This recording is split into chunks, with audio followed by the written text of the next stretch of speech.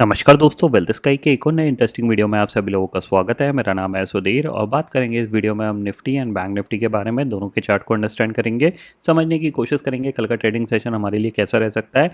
आज सेंसेक्स की एक्सपायरी थी और वैसा ही जैसा हमने प्रेडिक्ट किया था कि 7700 के ऊपर होगी, but because of gap up की वजह से ये 77,500 पे हुई है जाके।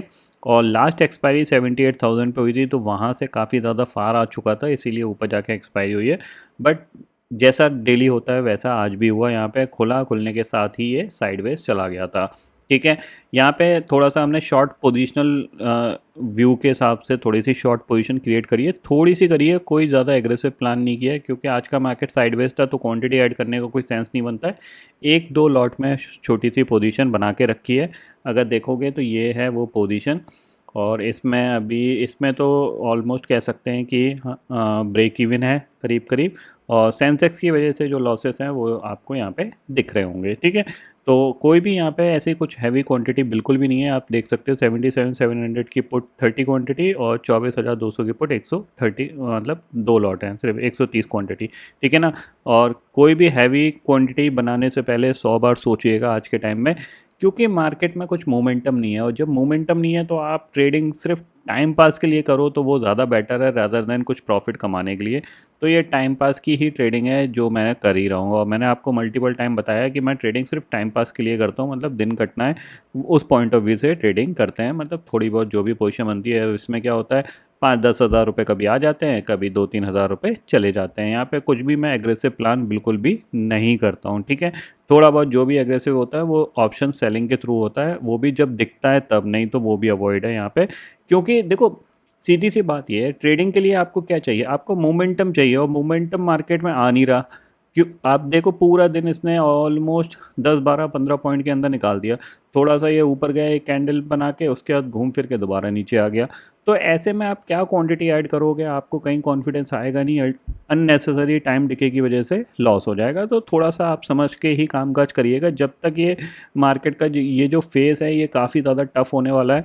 और मेरे को लगता है कि जिस तरीके से एसटीटी हाइक और सेबी के नए नए रूल्स इम्प्लीमेंट होने के बाद उसके बाद कैश आ गया, तो कहीं ना कहीं मार्केट ना, लगता है साउथ कोरिया जैसा ही होने वाला है। एक लंबे समय तक ये एक कंसोलिडेशन में जाने वाला है, और वही 1000-1200 पॉइंट के अंदर ही घूमेगा। तो इसमें क्या है, ऑप्शन सेलर ही पैसा बना सकता है, क्योंकि हर शॉर्ट स्ट्रगल अगर आप बेचते हो तो आपको चांसेस है 100-200-300 पॉइंट आपको मिल जाते हैं।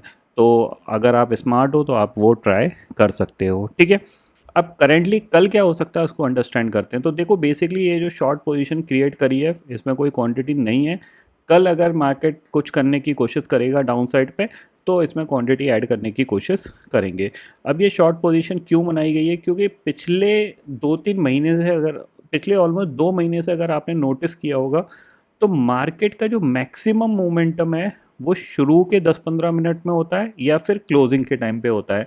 और अब जब से कैश आया है तब से क्लोजिंग का टाइम का भी मोमेंटम खत्म हो गया है, सुबह ही सुबह यहाँ पे मोमेंटम देखने को मिलता है। ठीक है, और ज़्यादातर चीज़ें क्या हो रही हैं, अगर मार्केट को ऊपर जाना होता है तो गैप अप खुल जाता है, नीचे जाना होता है तो पहली कैंडल में ही सेलिंग आ जाती है। आपको यहाँ पे ज़्यादातर चार्ट में ऐसा ही दिख रहा होगा पूरे पूरे लेवल्स में। ठीक है, तो उस वजह से यहाँ पे ये शॉर्ट पोजीशन क्रिएट करी गई है। एक्सपेक्टेशंस ये है कि कल जैसे कि निफ्टी 24,000 के आसपास गया था, ठीक है, क्योंकि ये इसने गैप क्रिएट किया है, तो हो सकता है कि बिकॉज ऑफ क्रूड आपका $94 के आसपास यहाँ पे ट्रेड कर रहा है, ऑलमोस्ट 93.9 के आसपास है। तो यहाँ पे कल आपको दोबारा से सेलिंग देखने को मिल सकती है।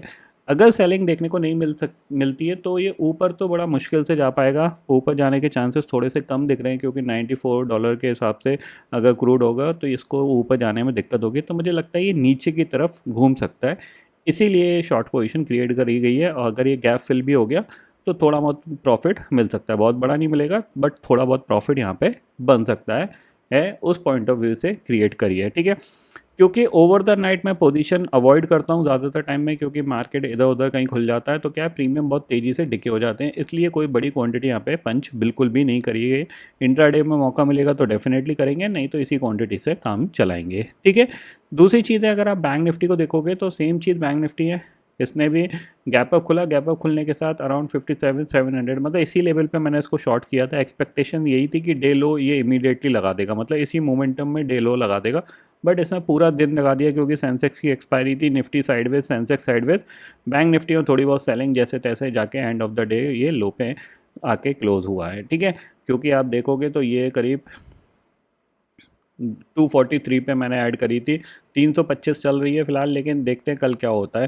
ठीक है, अब कल के हिसाब से क्या है, क्योंकि अब मंथली एक्सपायरी है, और एक पॉइंट और आपको ध्यान में रखना है जो मैंने नोटिस किया है कि आजकल जिस दिन एक्सपायरी होती है उस दिन मूवमेंट नहीं होता है, नॉर्मली नॉन एक्सपायरी डे वाले दिन मोमेंटम हो जाता है। तो आपको कल और परसों, मतलब कल और मंडे को ये ध्यान में रखना है कि निफ्टी हो सकता है एक मोमेंटम कर जाए, स्पेशली कल का ट्रेडिंग सेशन इंपॉर्टेंट रहेगा, इतना आप ध्यान में ज़रूर रखिएगा। ठीक है, तो निफ्टी के लिए क्या है यहाँ पे कि सीधी सी बात है, इस लो के नीचे जैसी फिसला 24186 के नीचे शॉर्ट ट्राई करेंगे, टारगेट यही है 24,070 और 24,050 के आसपास का टारगेट लेके चल सकते हैं। ठीक है, सेम चीज़ बैंक निफ्टी में है, और अगर ये 57,500 के नीचे ही ट्रेड करता रहता है यहाँ पे, तो फिर हम थोड़ा सा सेलिंग साइड पे ट्राई करेंगे।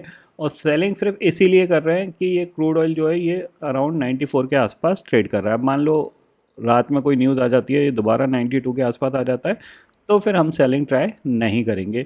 ये 94 के आसपास चल रहा है, तो इसीलिए हम सेलिंग का यहाँ पे व्यू लेके चल रहे हैं। ठीक है ना, क्योंकि यही हमारे लिए सेंटिमेंट ख़राब करेगा, और यही हमारे लिए एक नेगेटिव कह सकते हैं, एक नेगेटिव फैक्टर है हमारे इकनॉमी के लिए। ठीक है, बाकी ग्लोबल मार्केट में अगर आप देखोगे यहाँ पे, तो करंटली डाउ फ्यूचर करीब 58 पॉइंट है, और नैस्डैक फ्यूचर करीब 31 पॉइंट प्लस और एक नेगेटिव। ठीक है, यूरोपियन मार्केट भी कह सकते हैं आधा परसेंट नेगेटिव है, और बाकी सारे मार्केट में तो कुछ हो नहीं रहा फिलहाल। तो देखते हैं कल क्या होता है, कि एक्चुअल में यहाँ पे एनालिसिस करने में बिल्कुल भी मज़ा नहीं आता। क्यों नहीं आता? क्योंकि जब तक आपको कहीं मोमेंटम, प्राइस एक्शन थोड़ा सा प्रॉपर ना दिखे, तब तक आप क्या एनालिसिस करोगे? इसमें क्या एनालिसिस है? आप देख रहे हो ये 5 मिनट का चार्ट है। इस चार्ट पे अगर आप सेंट्रल लाइन अगर आप खींचते हो, तो ये है इसकी सेंट्रल लाइन। पूरा दिन इसने इसी लेवल पे यहाँ पे गुजार दिया। सिर्फ ये एक कैंडल थी जिसमें कि ये करीब 40 पॉइंट 50 पॉइंट ऊपर गया था, उसके बाद घूम फिर के वहीं आ गया। ठीक है ना, तो वो चीज़ है। तो ऐसे में आप क्या एनालिसिस करोगे? ऊपर नीचे क्या है? अगर मान लो स्टॉप लॉस हंटिंग के पॉइंट ऑफ व्यू से अगर आप सोचोगे तो क्या है यहाँ पे? अगर स्टॉप लॉस हंटिंग के भी देखोगे तो मार्केट ने क्या किया, क्योंकि सेलर्स कंटिन्यू थे, गैप अप के साथ मार्केट ने क्या किया, यहाँ पे बायर्स, यहाँ पे जो सेलर्स थे उनको निकाल दिया है। अब कहीं ना कहीं यहाँ पे बायर्स ही यहाँ पे ऐड होंगे, तो इन बायर्स को निकालने के लिए मार्केट दोबारा से नीचे की तरफ आ सकता है, इतना आप ज़रूर ध्यान में रखिएगा। तो अब सारी चीज़ें आती है इम्पॉर्टेंट, कि जब आप पोजीशन बना रहे हो तो उसमें आपको सही जाने पे आपको कितना प्रॉफिट मिल सकता है, वो चीज़ पे डिपेंड करता है। अब वो सारी चीज़ें क्या है, गैप अप गैप डाउन खा जाता है, या फिर पहली कैंडल ही खा जाती है। आप देखो कल भी इसने पहली 5 मिनट की कैंडल में 24,161 से ऑलमोस्ट इसने 24,066 तक पहुंच गया था, मतलब 100 पॉइंट में यहाँ चला गया, उसके बाद साइडवेज चला गया।